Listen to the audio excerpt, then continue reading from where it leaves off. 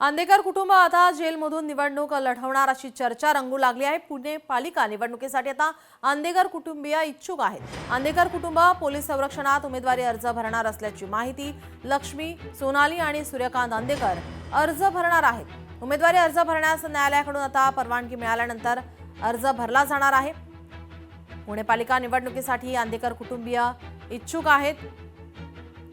Mandu Andekar आणि त्यांच्या कुटुंबातील माजी नगरसेविका लक्ष्मी आंदेकर आणि माजी नगरसेवक वनराज आंदेकर यांची पत्नी सोनाली आंदेकर हे देखील निवडणूक रिंगणामध्ये उतरण्याच्या तयारीत असून ही मोठी अपडेट आता आपण पाहतोय। आगामी पुणे महापालिका निवडणुकीसाठी आंदेकर कुटुंब इच्छुक आहेत। आपले प्रतिनिधी अमोल धर्माधिकारी आपल्यासोबत फोन लाईन वरून जोडलेत। अमोल, काय अधिकची माहिती?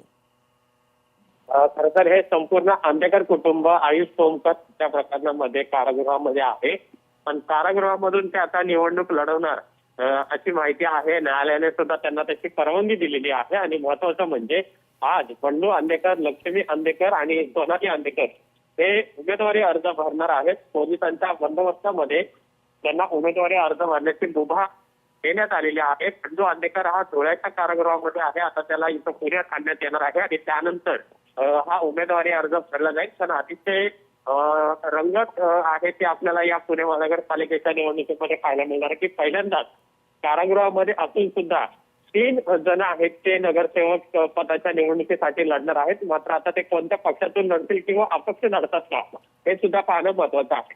जी अमोल, याचे अपडेट तुमच्याकडून घेतच राहू तुर्तास। धन्यवाद। लोकशाही मराठी ऐका, पहा, जागरूक रहा।